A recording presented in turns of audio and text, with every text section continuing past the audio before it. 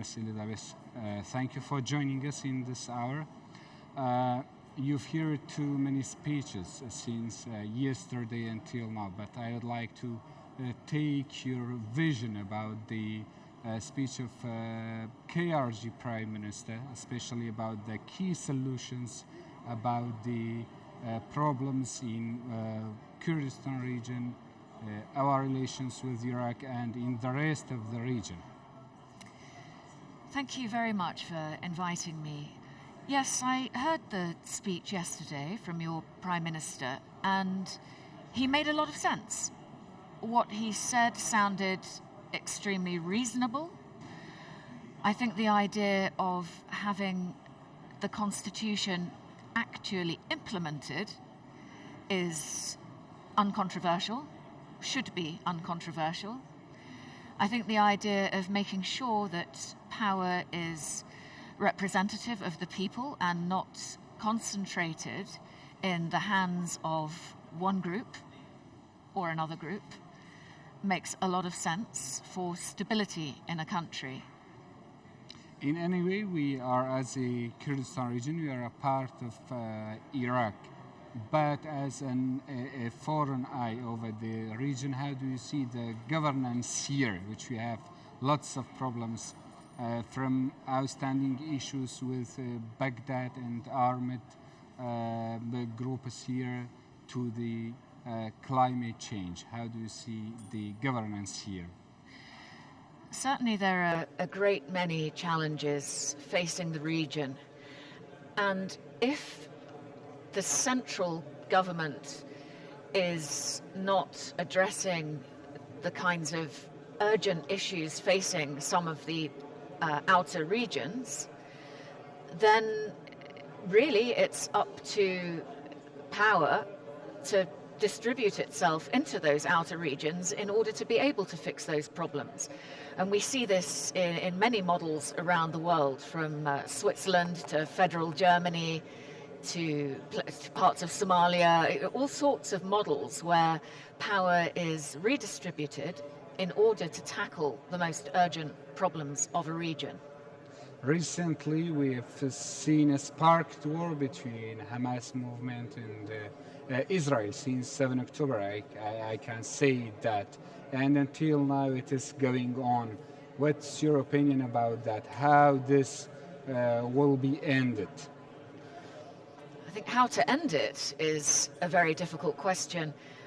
But I think we need to address the root causes, which of course go way back before the 7th of October, which are that we have a Palestinian nation without a state.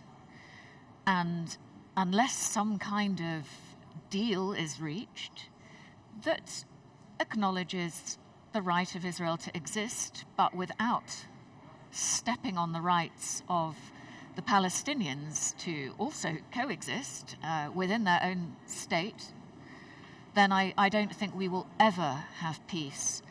And if there's one thing that this incredibly tragic situation on both sides has achieved, it's to bring international spotlight onto a very long and bloody issue that has lasted a great longer over decades.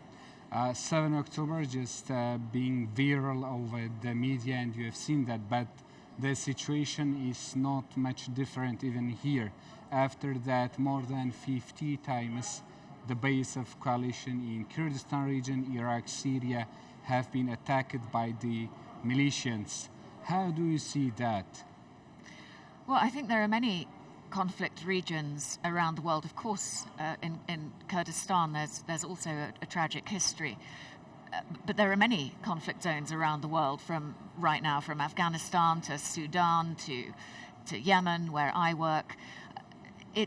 It's a shame that it takes something as horrific as a single day, October the 7th, to bring an international spotlight onto these troubles. You know, I hope we don't need a day that's equally horrific to start shifting the international spotlight onto, for example, the situation of the Kurds. meanwhile, we've been attacked by the militant groups, by the armed groups, I mean the coalition bases in Kurdistan region, and sometimes in our international airport, Erbil. We've seen and we've heard just the stand of the superpower countries, strong countries, just standing with the condemning the actions. Why the strong countries and USA, the top country, and Western countries don't have practical stand with the KRG?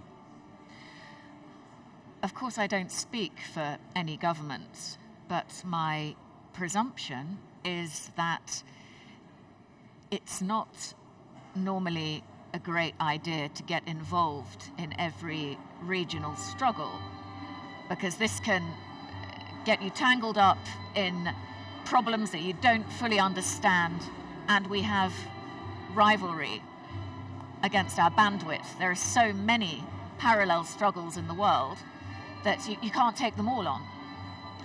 Great. Is it your first time to come to Kurdistan Yes, region? it is. To Dohuk? It's a Kurdish music. You know, It's fantastic. How have you seen Kurdistan region, in particular Dohuk? Well, I've really enjoyed the welcome in Dohuk. It's been amazing. On my first day, I walked half an hour from the hotel to Dohuk Bazaar, and everyone was... You've been in Bazaar? Yes, they were Great. smiling and welcoming, and even though I speak no Kurdish, it was really fantastic, and I love the food. Everyone smiles, and I feel that it has a self-confidence. You can feel it on the streets, a self-confident country. Great. Thank you so much for you, Ms. Elisabeth, for being with us. Thank you so much. It's my pleasure. Thank you so much.